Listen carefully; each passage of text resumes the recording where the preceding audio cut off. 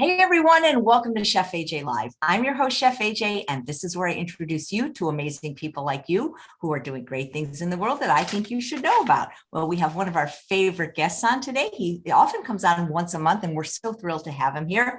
And when we have a doctor in general, and Dr. Lisle in particular on the show, you guys have to send your questions in. It's the only fair way to get to them. We have questions going all the way back to September that we didn't get to. If we have a chance, we'll get to the questions in the chat, but please send them in because then they get priority. Please welcome Dr. Doug Lisle. It's always great to see you. It's our first time this year. Oh, great to see you, AJ. All good. Thanks for having me. All right. Well, you are the best. You are, I always say, the greatest mind of the 21st century, or at least the greatest mind that I personally know. How's that? Would you accept that? All right, here we go. So this is from Kaylee.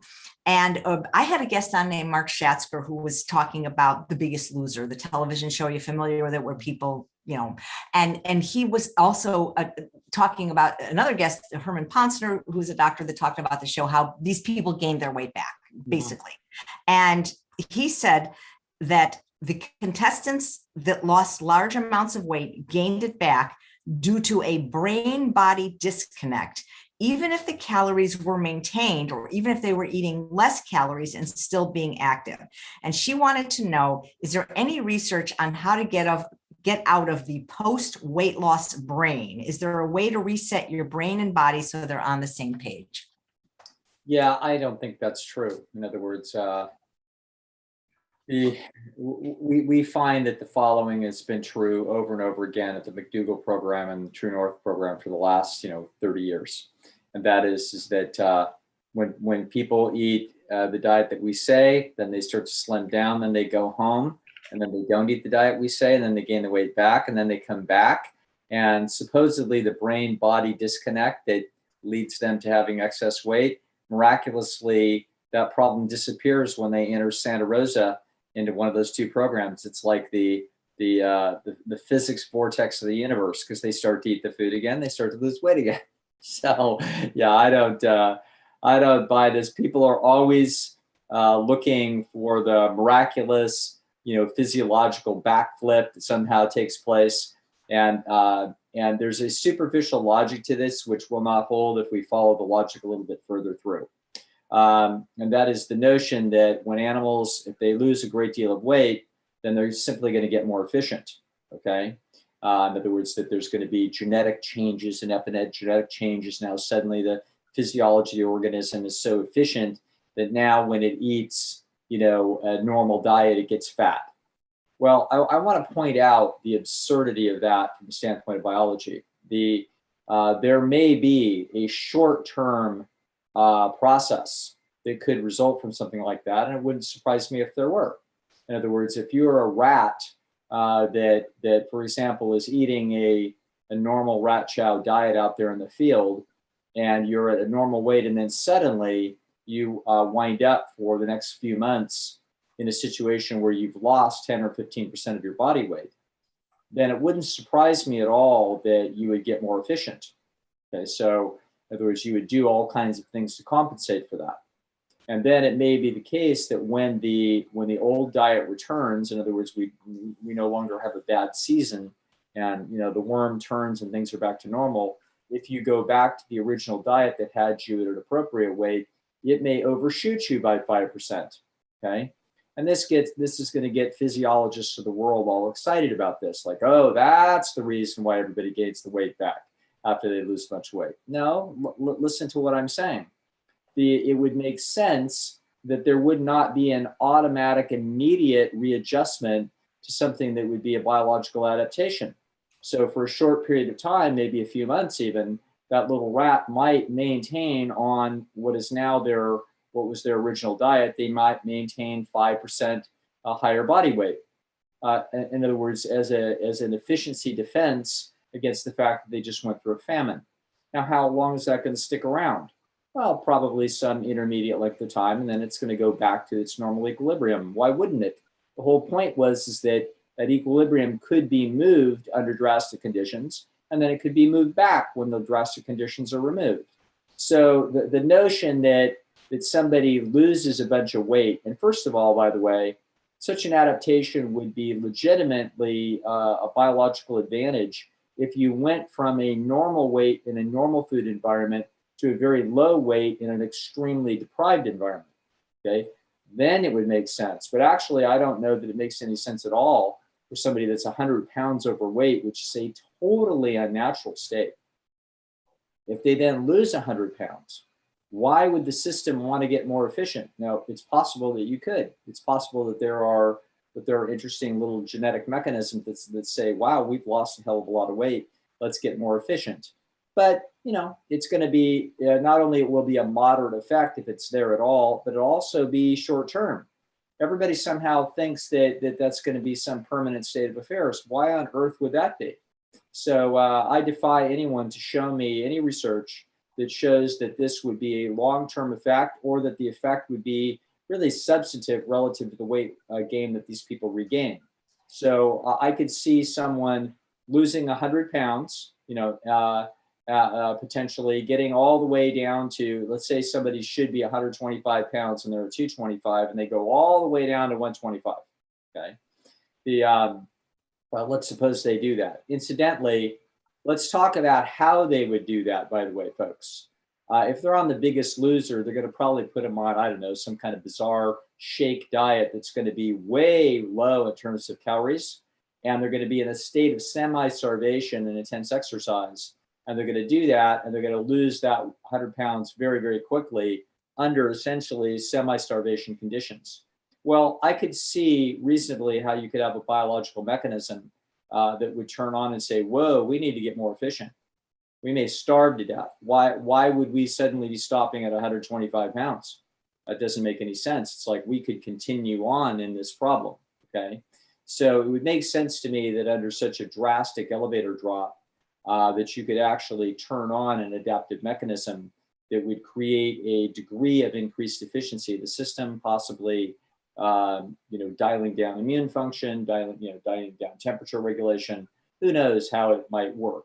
But it wouldn't. But the point of this is that I don't necessarily see that I would expect this to happen under a situation where people were not in a starvation type condition trying to crash their weight down. In other words, if they were eating a normal, healthy, balanced diet to satiety, and as a result of that, the excess weight were being slowly and relentlessly essentially reduced, then I would expect that there would never be any such adaptive mechanism that would be turned on, okay? So all of this speculation about this and occasional observation in rats under short-term effects is completely and utterly unimpressive. And it's nothing that I've ever observed in humans. So I observed that when they come back to the vortex, they lose the weight again. And they don't come back fatter next time. If they came in the first time at 200 pounds and then wound up down at 160, then oftentimes what I will find, 9 months later is they're 185 pounds. Why? Because they split the difference on what was their previous diet, and then they made some improvements at the McDougall program or at True North. And when they went home, they're not as bad off as they were before. They're eating a little bit less rich diet, but they quote regained the weight. Why? Not because of some miraculous efficiency that took place as a result of the quote deprivation from the weight loss. No, it turns out that their weight is now at an equilibrium with respect to the diet that they're eating now.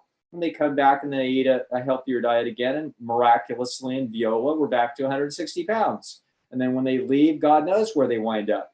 If they go all the way back to the shitty diet that they began with, they'll go back to 200. If they maintain the diet that we tell them to maintain, they're going to sit at 160 or whatever, if that's ideal. I mean, so we can all sit here. We're staring at an example of this. So Chef AJ, 10 years ago was whatever she was, 184 pounds or whatever the deal was. And Chef AJ worked her way down to the 1-teens, and there she sits, okay, eating to satiety without any miraculous increase in her ability to efficiently, creep her way back up to 200 pounds as a result of some newfound efficiency that has taken place, some miracle of her biology. So anyway, that's what I think of all these things. These are really good questions, by the way, because of the superficial logic that sits over the top of them. But the superficial logic is in fact superficial. And if we dive down one layer further into the logic, it all falls apart. So, Right.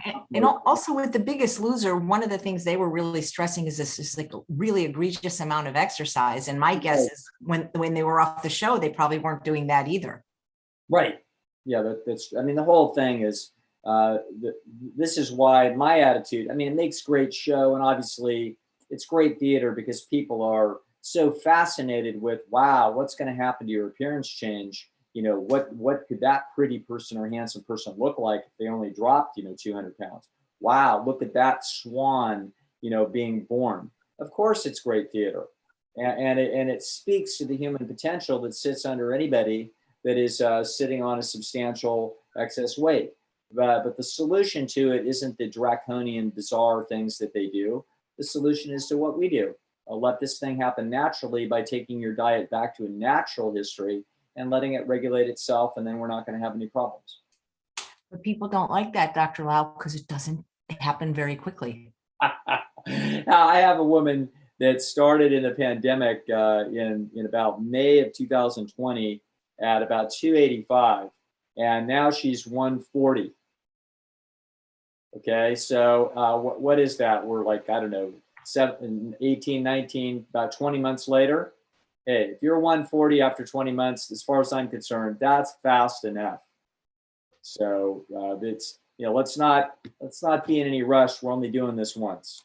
That's right. It took me 27 months. 27 months, and then we're done. I am done. I know it's been 10 years. Thank you, Dr. Lisle. If people would just listen to you, they would have success. Yeah. All right. All right. So we've got a question from Natalie. If there is no such thing as stress eating and emotional eating, why do I tend to eat more and eat more calorie dense and processed foods when I am stressed or sad or angry? Yeah, I think that you're not paying very closely attention to the research there. So you're noticing that because you have a theory that that's true. But if we actually watch people and what it is that they eat and when, they eat more rich food when they're stressed. They eat more rich food when they're happy. They eat more rich food when they're bored. They eat more rich food whenever they feel like eating more rich food, and the cost benefit analysis rings their little bell. So keep in mind that you're not inherently designed to be suddenly choosing to eat richer foods when you're stressed. It doesn't really make any sense at all. There's no biological underpinnings to that, and there's no observation that that's going to be true. So there's no research that supports that anywhere. So essentially, what's going on is that you have a theory that lays down over the top of it, and I wouldn't rule out the possibility that, okay, let's keep something in mind. The cognitive dissonance that is natural to staying out of rich foods is sort of an omnipresent force on your nervous system. And I can imagine a labyrinth of motivational trickery that goes on inside your mind. One of them, which is, for example, in other words, you've essentially got the voices of your ancestors are whispering you constantly, telling you, eat the richest food, it's the sexiest thing you can do. Eat the richest food, it's the sexiest thing you can do. That's how you maintained your health and your fitness and your sexual attractiveness in the Stone Age environment. You ate the richest food in the environment. Don't eat the least rich food in the environment in order to stay thin, for God's sake. You're going to be so rail thin and you're on the border of starvation, and you're not going to have any estrogen cues, and you're not going to be attractive, for God's sakes. Or if you're a man, you're going to be skinny. You're not going to be able to have enough musculature. In other words, you're going to be in trouble. Starving animals don't look attractive. So for both your survival and reproductive success, both of those things line up perfectly with the motivational system or instinct that tells you eat the richest food in the environment. So that advice is always there. It's never shutting off. Okay, so the fact that and so if we put any animal in those circumstances, that's exactly what we're going to do. I mean, how many times do you have to look at it with your own pets? With my own pets, if I put down little cat treats, they go for the cat treats. They're richer. Inevitably, That's what's happened. They'll follow me around and stick a paw in my Achilles heel, trying to get my attention to get some more of those cat treats. And those cat treats have higher oil content and they have higher calorie density. No surprise. Okay, this is like little kids eating the tops off the cupcakes. It's like, that's what people are going to do. You're watching animal instinct.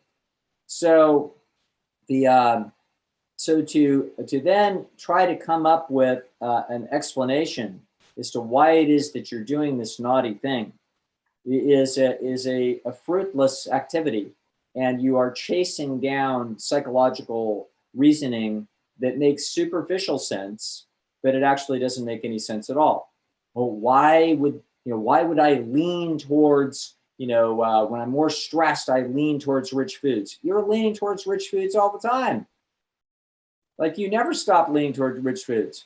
That is your biology. That's an omnipresent force that is never going away. There is no higher yogic plane that you're supposed to be at that is the secret trick for you to not have this issue. This issue is an omnipresent force in every animal nervous system from the beginning of time up to the present day. There's no exceptions. Okay, now, so the question is, well, what about the gurus that can do it? Well, good for them. They're freaks in nature. I'm looking at one right now with their hair kind of shining. Of course, there's a few percentage of people that have, really extraordinary self-discipline and can manage to consistently go against that call. Okay, but AJ will tell you that's no exception. In other words, if there's sort of richer food walking around her environment, it starts to rattle her cage too. And my good friend Jennifer Morano, Alan Goldhammer's wife, was really useful for us as we were talking through and writing The Pleasure Trap, telling us about her internal experiences about all kinds of things. Okay, cravings, different times of the month. It was actually really, really interesting to have a very bright, self-aware lab rat that could talk. And one of the things that she told us was the day when her daughter brought home ice cream and stored it in the freezer down in the garage for a party that was going to be a few days later. And Jennifer knew that it was there. And she told us it was crossing her mind every 10 or 15 minutes for a week.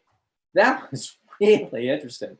You're talking about someone who's highly disciplined, who lives in a household where there's no junk food in the house, okay, and cooks healthy food every day long. We'd sit at dinner. I'd go out in the morning, come up from my basement cave that Alan had me strapped into to write the book. And I'd come up there and there'd be oatmeal left over. I was always the last one up because I'm a late night and a late riser. And so everybody else had eaten their oatmeal and are long since out working. And I'd eat the oatmeal that was left. And then there's leftovers around there for lunch. And then there's Jennifer's cooking dinner. Clean, 365 days a year, 3 times a day. It's clean. It's 1,000 out of 1,000 is what's going on in that house. And that's what's going on in terms of Jennifer Morano's history. And then suddenly the teenage kidlet put some Haagen-Dazs ice cream in that freezer, and it's just banging that. Won't let go of it. Okay. It's like, wow, look at that. Okay. Well, what is that? It's not a lack of self-discipline, stress, emotional eating. No, it's opportunity and instinct is what's happening. So even if there was something about you that made you particularly more susceptible to eating junky food or rich food when you were stressed, it's not really relevant, because the truth is that propensity is there all the time. It's really not a relevant psychological question. The reason we get these questions is people are both perplexed by why this is so difficult, and they're embarrassed when they transgress. Okay. And my attitude is, don't be embarrassed when you transgress. Don't look for BS psychological psychobabble excuses. Look for the fact that your environment intersected your instinct with opportunity, and then you got into trouble. So, you're so stressed, and then you ate the junk. Well, what exactly did you do? Did you get in the car and drive 6 miles to the store, wherever it is, and then go in there in the middle of the night in your pajamas, and then buy a bunch of stuff, be at the checkout stand, shuffle through there, wait for the other people, get it all bagged, come home, open it up, and then eat it? My answer is no, you didn't do that. You went into the pantry. Okay, well, what's it doing in the pantry? We now have solved the mystery. I had a guy, I won't use his last name. I think I can remember it, but his name was Doug. That's why I remember him. And he was in, I worked, of course, in a maximum security prison with some of the most, awful people in the world. And this guy was one of the most awful people. And to the great frustration of our staff, this guy somehow, what he had been caught for, he was only behind bars for about 7 years, and we could see that he was going to get out. And we're all hoping that somehow he would commit, yet one more crime and wind up with a 3-strike case. And I hope he did. Okay. Against, some other poor inmate, and that the person survived it. Point is that this is a bad guy. And he had so many tattoos on his face, it was hard to actually look him in the eyes because there's so many tattoos on him. And that doesn't mean somebody with tattoos all over their face is necessarily bad. I'm just giving you that creepy feeling that you had with Robert De Niro in Cape Fear. Okay, that's the creepy feeling you got looking at this guy. And one of my fellow psychologists made a comment, and it doesn't translate well 15 years later, but I'll never forget it. He goes, if Doug H, his last name, if that guy gets out, all he has to do is twitch and he's going to commit a felony. It's like, man, did you just encapsulate the truth on that guy? That guy twitches and it's a felony. He's literally, there's no way that guy goes 24 hours without committing a felony. Okay, that's that nervous system. That's a lot of us with around rich food. If we twitch, we don't need any big stress. If we twitch, we're going to commit a felony. That's just how it is. Okay, so let's make sure that the felony isn't anywhere close to you, because if you twitch, we're going to have a problem. And then we wind up with wider issues like, well, I've got people in the house, etc. And these are difficult challenges. So, but don't go looking for the solution in a place where all your life is de-stressed. Your life's going to be full of stress. The very nature of life itself has stressful processes that are constant, and there are actually deep reasons why that's true. So looking for a nirvana where everything is on an even keel, where you don't feel stress, time, pressure, or anything else like this, is actually a place that doesn't exist. Doesn't even exist in the Shaolin Temple, by the way. There are stress, political issues, time pressures, performance pressures, et cetera, click issues. There's stress in the Shaolin Temple, folks. So there's always going to be stress. And the reason why it is that we struggle isn't because we are overstressed. It's because we are over-challenged by an environment that we weren't designed to handle. Okay, and so to the extent that you personally struggle with this, which is basically 99% of people, I don't know what people, there is a huge percentage of people that are effectively helpless in the face of this. Okay, this is too hard of a problem for the vast majority of human beings to solve. So my friends, I kind of know that they know this, but they partly don't know it. So when we come to the Colin Campbells and the Caldwell Estons and the John McDougals and the Dean Ornishes, when they want to reach people and they want this message to get out and they feel this urgency to do so, I hope that they understand that they are inherently talking to a very small percentage of humanity. I don't think a lot of times they think so. I think a lot of times they think that, in fact, if people were to just learn this and we would teach it in school, then, we could really make a big change and we have a huge change in the health system and the environment because everybody would do things differently. No, they wouldn't. Okay, no, that is actually not possible, and it's not possible because the environment has now been substantially radically altered to the point where the average member of the species has challenges, behavioral management challenges that they cannot solve. Okay, this is the equivalent of a little kid put them on a little high bar, to go across a little jungle gym.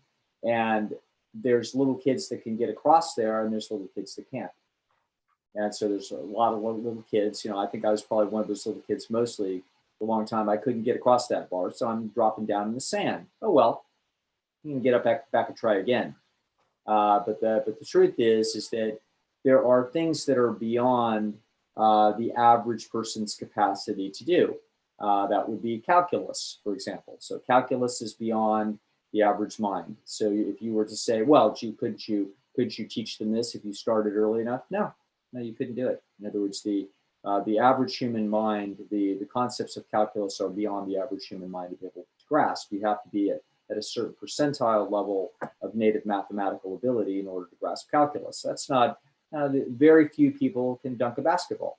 Okay, so that's probably 1% of men at the peak of their fitness in this lifetime could ever dunk a basketball on a 10-foot hoop.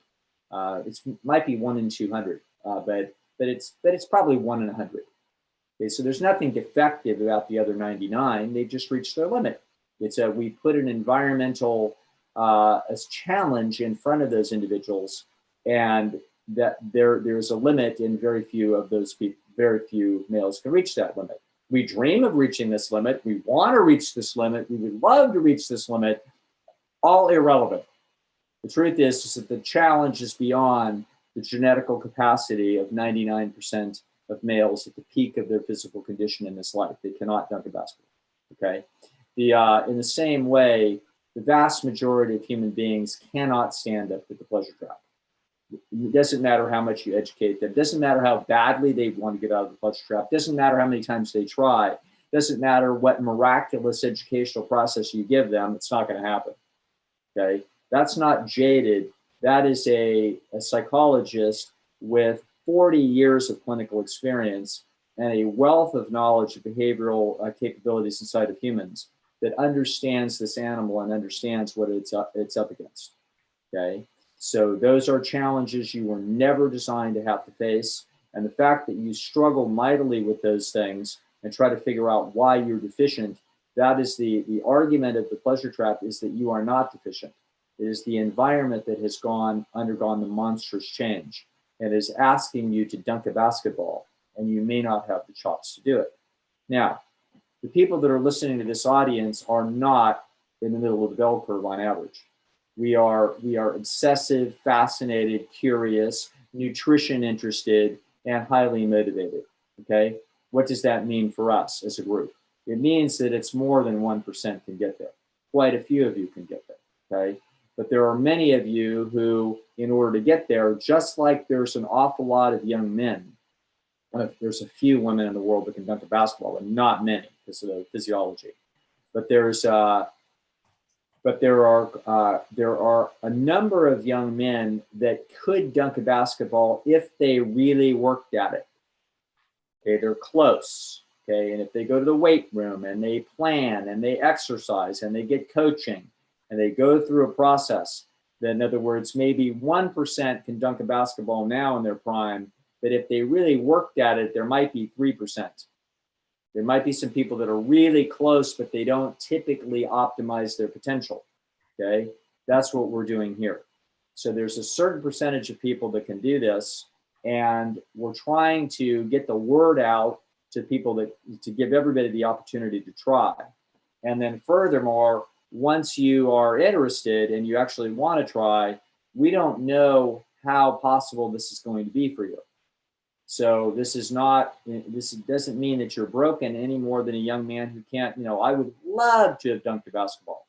And so Alan and I used to go to the grade schools where the baskets are on the 8 feet, and we just dunk on those baskets. We'd just have a great time pretending we were dunking on a real basketball. So it was fun and it's exciting, but of course we could never dunk a basketball. Fair enough. Okay. So we try. So if you want to lose this weight, you want to take over your health, you want to get in control, is it theoretically possible? Of course it's theoretically possible. What are your circumstances? Then are you doing everything you can do to optimize the opportunity to do that? Okay. Then it's laid out before you and it's theoretically possible. Yeah, it may not be actually possible because your personality and your circumstances may be such that you never successfully string together an outstanding string and actually get this under your belt. Not easy. Okay. No shame in trying. Okay. No excuses about stress about when we stumble. Truth of the matter is, this environment is dead set against you, and it requires remarkable motivation, a remarkable set of circumstances, and remarkable personalities to pull this off. Not an easy thing to do, and no, there is no shame in playing basketball, doing the very best you can, and being the best player you can, and still never dunking. Okay. If you do a good job at this and you get this 80% and you wind up 30 pounds overweight, you lost 30, and that's where you wind up. And that's as good as you can do relative to your family, your circumstances, your personality, your extroversion, your openness, your agreeableness. If that's where you wind up, that's where you wind up. You made progress, and you got to congratulate yourself for that. Well, thank you for being the bearer of bad news. Yeah. but telling the truth. And I so appreciate you telling Dr. Morano's story, because I think about that all the time when people say, well, my husband brought in a pizza and I couldn't resist it. And I'm like, well, Dr. Morano can't resist it either. So, environment. And, it's funny because you and Dr. Goldhammer often sing the same tune, because I remember once telling him how frustrated I was that people couldn't do it because I felt bad. And he said, just because not everybody can be in the NBA doesn't mean we don't teach them how to play basketball. Yeah, and that we don't love it, and we don't get a lot of benefit out of it. Okay. I would say the vast majority of people that I ever saw go through the McDougall program got some benefit. Okay. Not many were able to adopt it with a high level of compliance where they lost all 50 pounds and they kept it off forever. That is not typical. That doesn't mean that a great deal of progress isn't made by a lot of people. So you do the very best you can. And when you slip and stumble, focus most carefully on the environmental factors that were associated with it, rather than the intrapsychic factors that we are going to hypothesize. Okay. Yeah, that's where my focus lies. Environment, not intrapsychic. That's a super important distinction. Thank you. Susanna says, great explanation of emotional eating. I finally understand. Thank you, Dr. Lisle. And hey, they're better off trying than not doing anything. I mean, having some success is better than not having any, I would imagine. Absolutely. It could be a lot better. It'd be a lot better. You bet. Yeah. Great. Thank you. Well, here's a question from Amanda. I think she's watching live, but she did submit it. Thank you. Why do women stop seeing their friends often once they get into a relationship? Is it due to personality, evolution, both, or neither? I noticed that too. Like once a girlfriend gets a guy, you never see her anymore. Well, the truth of the matter is you're watching the cost benefit shift in the person's situation. So that would be like saying, why did Steve Martin stop doing stand-up comedy after he started doing movies? The answer is he made an awful lot more money on movies, and he liked the result better. Fair enough. Okay. So I think that obviously a person's life, when it comes to their time and energy, this is a fixed quantity. So you only have so many hours, and you only have so much energy, and you only have so much satisfaction that is solved by social processes. Okay. So social processes, there are, a few needs that are being met by social processes. One of them, when people, quote, get together with their friends, what they're actually doing, and they don't know that they're doing it, is that they are reaffirming that they are a member of an insurance scheme that will protect them in case of tragedy. Now, you don't realize that when you say, hey, you guys want to get together and shoot some pool on Friday night? You're not thinking consciously, hey, I'm going to get together with my buddies in Steve's garage, and we're going to reaffirm that if the apocalypse happens, we're all in it together, and we're going to take out our shotguns and defend our street. No, you're not thinking that consciously at all.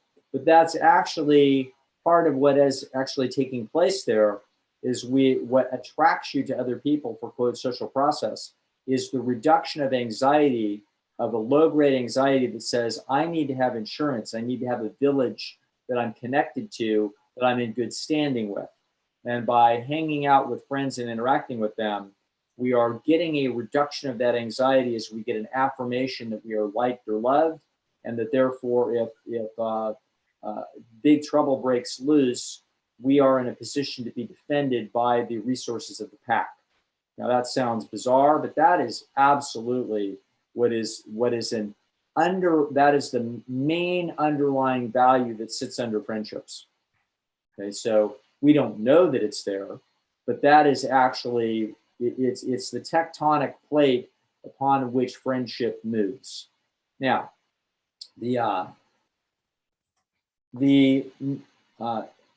so now when a woman meets some guy, you could argue the other thing from the other side. How come when guys get together with a girl, that's all they want to do is hang out with her, and they don't want to hang out with their buddies anymore? Same thing, same situation exactly. In other words, your social needs and cost benefit on a variety of relationships is simply being run through a cost benefit analysis. And if it turns out this girl basically is saying, hey, well, now that I'm hanging with this guy, I feel pretty safe. Okay, so I don't need to go to the cost of going to all my girlfriends and hanging out with them to get my little ticket punched that I'm going to be under secure circumstances, because I actually feel like I'm under very secure circumstances. Okay, so I feel like I'm really valuable to this guy, and this guy affords a great deal of protection. And he's got an extended coalition that I found out about called his family and his brothers or his friends, etc. And I've met them, and we don't hang out with them much, but I'm under his protection, and he has an insurance scheme already in place, and therefore, I can now hang out with him. And why am I hanging out with him? Because he's more interesting and has some extra bells and whistles that you guys don't have. So there you go. So rather than sort of, I've heard this kind of talk ever since I was a kid. Obviously, we've all heard it as some kind of lamenting pathology and misinvestment of the female, that she somehow gets cornered or bamboozled or socially conditioned or some other bizarre explanation, loses her identity, all this kind of thing about why it is she just hangs out with her boyfriend and no longer with her friends and just abandons her friends. No, she's just running an evolutionarily sensible cost-benefit analysis on her time and energy. That's all. And so, and he and everybody else in all such circumstances is always doing the same thing. So in the same way that if you make a new friend and that new friend is actually in principle a better insurance policy than your old friend, then you will find that you very may well start to spend more time with a new friend than the old friend. Okay, that is a cost-benefit analytic, situation. So entertainingly, about 4 or 5 years ago, as I was getting to know Dr. Jen Howk, and I was, for those of you that have ever listened to her, she's an intellectual roller coaster.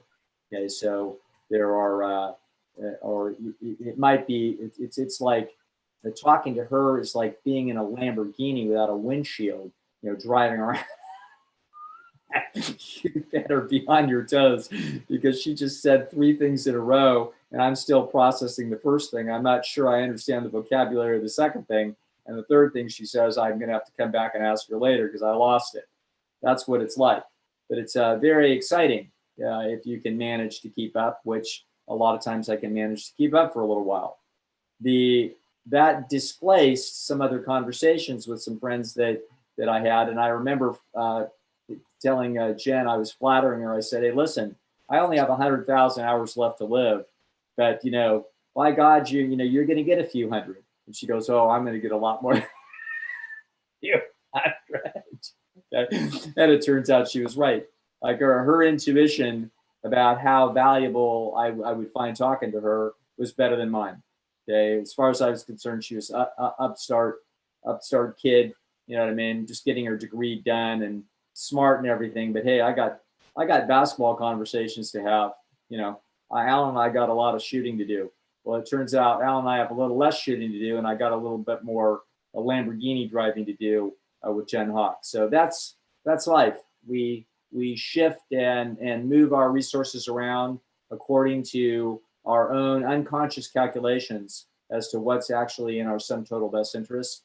And there's no shame in that either, and there's no pathology in it. Great. Thank you so much. A question from Keisha. Can you ask Dr. Doug Lisle, how do you keep a happy marriage if you can't get any sleep because your husband snores? When I try to shake the bed to wake him, he gets angry. So I go into the spare bedroom, which is an uncomfortable bed, and sleep, and he still was angry. I'm pretty sure going to a specialist is out of the question. I tried earplugs, but got bad ear infections and still haven't fully recovered. I don't know what else to do. Boy, that's a really good question. And so we're getting cornered by a bunch of seemingly constraints. So, for example, we may be constrained by his personality, that somehow he's offended, which is too bad. You know what I mean? One thing, sometimes people that are snorers actually don't know what it's like to be in their presence. So I would record it. I would record it and feed it back to him so he knows just what it's like to be lying next to him. That might be a useful strategy to say, this is why I go into the other room. This is what I'm not being unfriendly, but this is what it is that I'm putting up with. And so that might be useful. Another thing is whatever it is that's causing his snoring problem, it is possible it could be repaired. Okay, so he should be talking to an ear, nose, throat specialist, whoever the best person is on that dimension. Some people, that snoring isn't pathognomonic for big trouble. In other words, we're not sure he has any significant trouble, but he's at increased likely risk for sleep apnea ultimately, as the architecture of his throat may be built in such a way that is, just like a bulldog. Bulldogs are a breed that should never exist, by the way, because these poor little things can't breathe very well. I mean, people may think their throats are cute, but these poor little things struggle mightily because they're in a natural breed. And as a result, they have huge percentages of sleep apnea. It's a rough life to be a bulldog. It's a rough life to be a human that may not be able to sleep cleanly and breathe effectively in their sleep. And of course, it could be that the person also has, a lousy diet. It's inflammatory. Therefore, it turns out that their apnea or their snoring is worse than it would otherwise be. Possible. Maybe they're motivated. Maybe they're not, i.e. we start running into our slam dunk constraint. So that's another issue. But perhaps they might actually be motivated. And so I would talk to an ENT person. Your guy may not be motivated until he hears himself. Okay.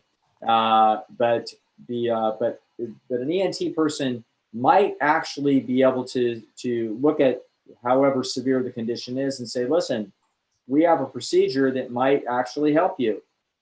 Okay, so sometimes there are surgical procedures, tonsil removal. There are things like this that actually it may be worth it. And you have to look at, everybody needs to look at the cost benefit of what such solutions might look at. So yeah, I understand we have a problem with reality level number one, which is that he has a problem with his breathing at night. We have a reality problem number two is his personality.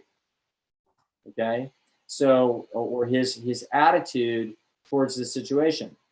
So whether that attitude is firmly based on just a disagreeable personality, or whether or not it's based on a lack of knowledge and a misunderstanding of what would be fair, that is a whole different thing.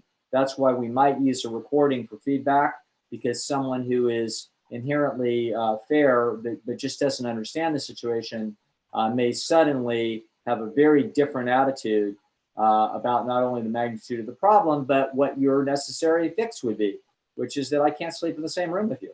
I know many husbands and wives who are still attracted to each other and are still intimate with each other. They can't sleep in the same room for not only this reason, but for other reasons as well. Some people are such that they don't like to sleep with another person. It makes them uncomfortable.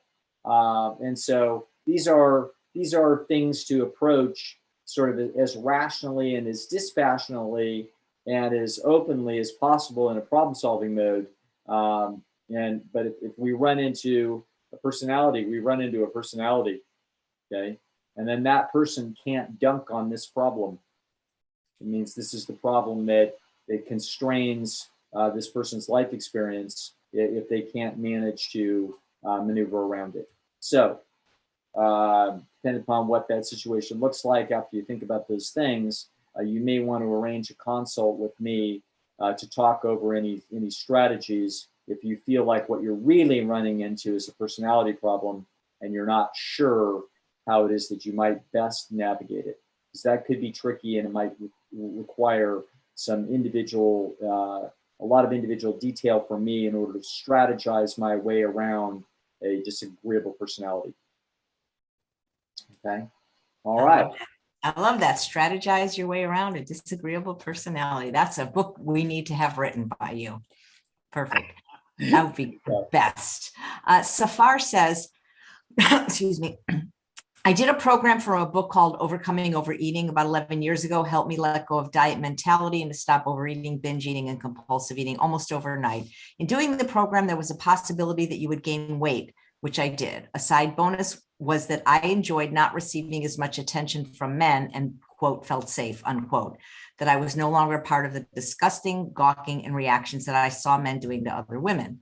After a year or so, I lost the weight somewhat effortlessly. Something I've noticed is that I keep gaining back some of it. I'll lose weight, start attracting more male attention, start feeling frisky, get my feelings hurt by some man, and then gain the weight back. Not as much as I had gained initially from the program, but I will put on weight that may have slipped off sometimes without me even trying. Why do I keep gaining back weight that seems to be triggered by a negative outcome with a man? Even though being larger is painful for me on many levels, it also seems like a safe haven, ineffective, yet still.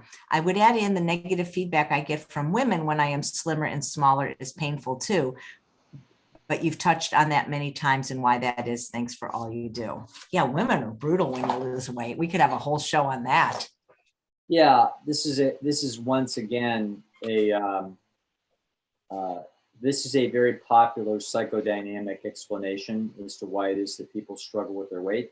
In other words, you must be protecting yourself to protect yourself against sexual process. No, I don't think so. I think that in order to stay on a very healthy track on a very narrow line, it requires really remarkable motivation, a remarkable personality. And so this is dunking a basketball. Okay, it is difficult to do and is not often accomplished. Now it turns out that we reduce that motivation by a hair. Okay, so now we're not quite as motivated.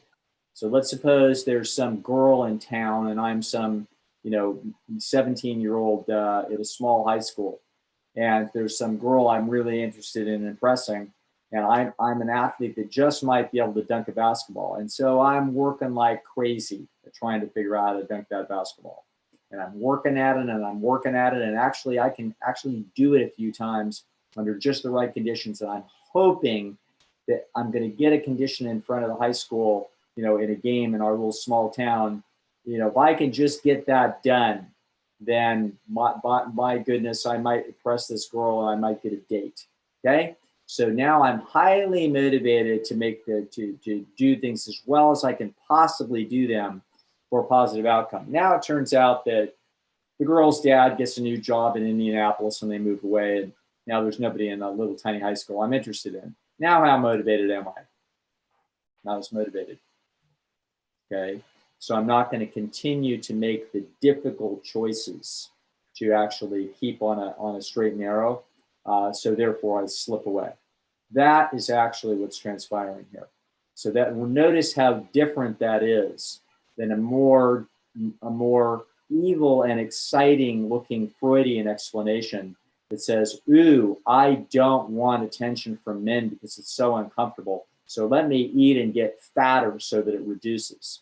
Ludicrous. Absolutely no way. No, all that's happening is that if it does make you uncomfortable and more anxious to be thinner and under more attention, then you still like a lot of that attention. Don't tell me you don't. Okay. It's just that your motivation is reduced by the fact that there's some downside. Okay. Every celebrity finds this out. They find out that when they hit great celebrity, they love that celebrity. That's one of the reasons they do it. Okay. That's why they climb some mountain to get to where it is that they got to. Then they find out there's a downside. It's like, oh man, what a hassle. Okay. Not that I've ever had that hassle, but the point is that you can understand that it would be hassle. There are downsides to this as well as the upsides. Okay. And so therefore you can see that there can be mixed motivation. So that's what you're observing here is you're not observing some fantastical self-destructive motivation. You're observing a reduction of the exquisite, intense, unbelievably rare set of motivational processes and self-discipline that it would take to be successful at this. If you twitch it just a little bit, you're going to commit a felony. Okay, and that's what's actually transpiring. Very good question, and I'm glad I got a chance to answer it from someone who's lived it and potentially slipping into a misunderstanding of herself, and a very, very reasonable misunderstanding, by the way. But hopefully that clarifies what my hypothesis would be. Great. Thanks, Dr. Lisle. We have lots of questions in the chat about dyeing hair and psych drugs, but I do always go to the submitted ones first, of which we have two left. One is on calorie density. One is on regret. Do you have any options of which you'd prefer? Oh, just go. Let's try to get them both. Okay, so the first one on calorie density is from Kim, and she says, so the idea is to have ample food, which is naturally less calorie dense than the processed junk food most have become addicted to. I can grasp that. Can you please explain to me, is the idea that we stay in a permanent calorie deficit, or is it the combination of high water, high fiber, natural foods helping in giving us the ability to eat ample calories at a maintenance level and also maintain a slender body effortlessly, so long as we are eating behind the red line? Or am I just overthinking the whole thing? I'm concerned that due to many years of being in a calorie deficit, I may have damaged my metabolism and need to reverse diet out of this, as I'm finding that I am now starving all the time and my weight loss has plateaued. Would appreciate any advice from anyone. Yeah, of course, we don't know all the details of this situation, so there's too many. So let me just tell you in principle, and I'll answer it in principle. First of all, I hear one thing, and this is partly because you folks are in AJ's group, and AJ is extremely fastidious and very careful because she's one of these rare motivated people that intends to dunk as long as she can. Okay. But remember, you don't need to eat everything to the left of the red line. The red line is what the fulcrum is, or the average calorie density of the diet that we don't want to go over. So wherever AJ's got that line, and there's some people that have hypothesized that line is at 560 calories a pound, and Herman Ponzer thinks it's at 700. Nobody knows. Okay. And but what we do know is something like that. So let's just suppose, I think in a very reasonable guess, let's call it 500 calories a pound. 500 calories a pound to me is not a particularly draconianly lean diet. In other words, if I were to eat a pound of salad a day and a pound of fruit a day and a pound of cooked vegetables a day and a pound of starch a day, that would be, starch would be 400, the fruit would be 300, vegetables would be 200, and the salad would be 100. So what is that? 4, 3, 2, 1. That's 10, right? Divided by 4 pounds is 250 calories a pound. Whoa, that's not dense enough. Okay, we've eaten 1,000 calories. We'd have to eat 8 pounds of that. We'd have to eat 2 pounds a piece of those and eat 8 pounds of food a day in order to get a couple thousand calories, which would be a reasonable amount. So we ate everything left of the red line, but look what we did. We've eaten a diet that's way, way low in terms of calorie density. So we're eating massive amounts of food. So we want to look at that thing and eyeball it more reasonably. and probably head more closer to 500 calories a pound. Now, I can't remember exactly what the question is, so I'm running all over the place. But the answer is the following: that we're not trying to. The idea is that if you are already overweight, there are homeostatic drive systems that don't want you to be overweight. The only reason you're overweight isn't because you've eaten too much food. It's that the diet that you've eaten is unnaturally rich in terms of its calorie density, and therefore you're over fat. Okay. If we get the diet back down to our natural history, 500 calories a pound or so, if we do that, the body will naturally regulate its way down. We don't have to be in a quote starvation mode or a deprived mode at all. So when AJ for 27 months dropped 54 pounds, she was not attempting to quote lose weight by eating less than she wanted. The entire point was to eat to satiety consistently and not be. And then, my attitude is, hey, I don't remember the conversations exactly, but the attitude is, hey, it lands where it lands. I don't know where it's going to land. I don't know if it lands at 135 pounds or 145 pounds or 125 pounds. I had no idea that it was going to land us in the teens. I didn't have a clue. Okay. All I knew is that, hey, it'll land wherever it lands. And so what we want to be doing is just eating and what to the modern world is an extremely lean diet. Modern world, they're eating 1,000 calories a pound because they're eating a bunch of super rich, unnaturally rich food, including, for example, a peanut butter sandwich. No peanut butter sandwich trees in nature. You say, well, what about if aren't there Ezekiel bread peanut butter sandwiches in nature? No. And a peanut butter sandwich is about 2,000 calories a pound, which is 2.5 times the calorie density of steak. Okay. And the steak that you even get today is higher in calorie density than any kind of wild game would have been 10,000 years ago. So the point is that we do not, we don't want people to be in any kind of semi-starvation state at all. We want them to be eating intermediate level calorie density at satiety. In other words, don't try to be, quote, pushing yourself away from the table and eating less. And just let this thing go wherever it goes.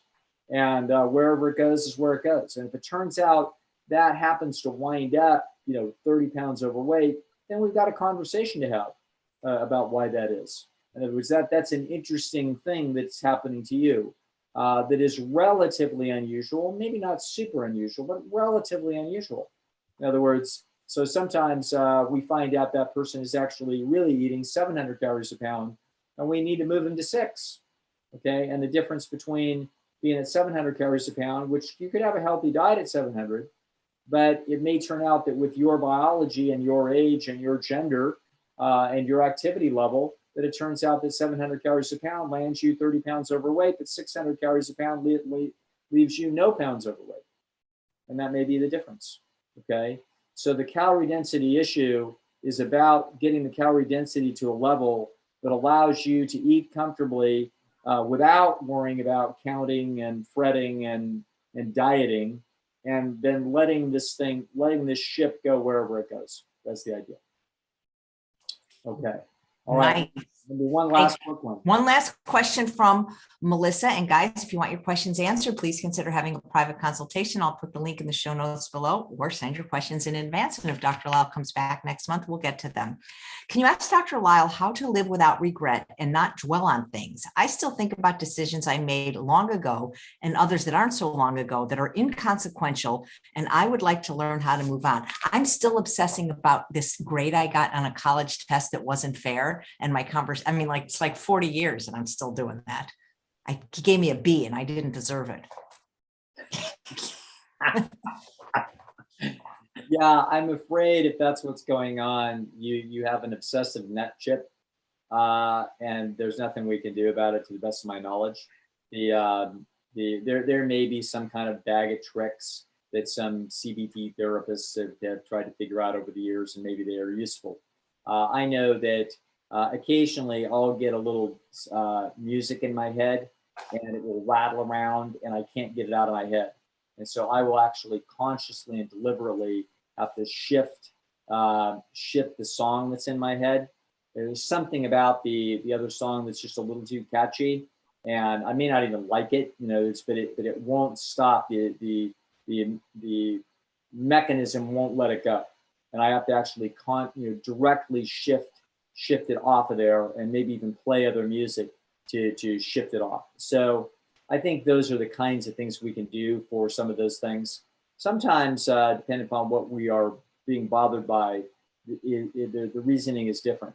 There's actually there's a principle, or there's a loss that has taken place, and we actually haven't quite identified the reasons that for the loss, and we're not sure whether or not we have some responsibility. And so our mind has actually got an open loop as it searches for a principle and won't let it go. It keeps thinking it may be profitable to figure it out.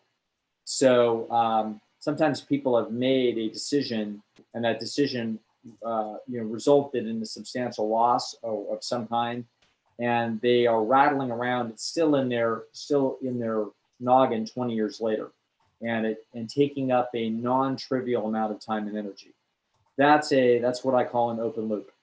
And sometimes you need consultation with somebody like myself or Jen that can actually help us reason down through what is your brain searching for, because it's feeling vulnerable that it could make the same mistake again, because it can't figure out why the mistake was made. And so it's a very interesting process, and I have been able to close quite a few open loops on people over the years where that's happened. But AJ's thing with that grade, we've just got a student that's like all bent out of shape, and here we are. That there are folks that are inherent spinners, okay, and that their mind is built to continue to go back over things, looking for this would be the same kind of mind that would fold napkins super precisely. In other words, let's make sure we get everything right. You can imagine if there's been some moderate loss, that mind can't quite exactly figure out what all the parameters were. It's the same process as something that is obviously an open loop with the more normal folk, but it's actually happening more often because we're looking at somebody that's at the upper reaches of the bell curve for that kind of obsessive characteristic. So it turns out I'm surrounded by these people in my life. So I have not been able to help them particularly. So such is life. Oh, that's so funny, because I am a spinner, and my favorite musical group is the Spinners, coincidentally. So this has been so much fun, Dr. Lisle. Thank you so much. And we are done. We don't have any backlog now. So if you come back again, we can start with a fresh group of questions. Fantastic. Great, AJ. Thanks for having me as always. It's always a pleasure. And thanks all of you for watching another episode of Chef AJ Live. Please come back tomorrow when my guest is Ms. Fit Vegan, Jeanette D'Onofrio, and she'll be doing a cooking demo. Happy New Year, Dr. Lisle. Take care.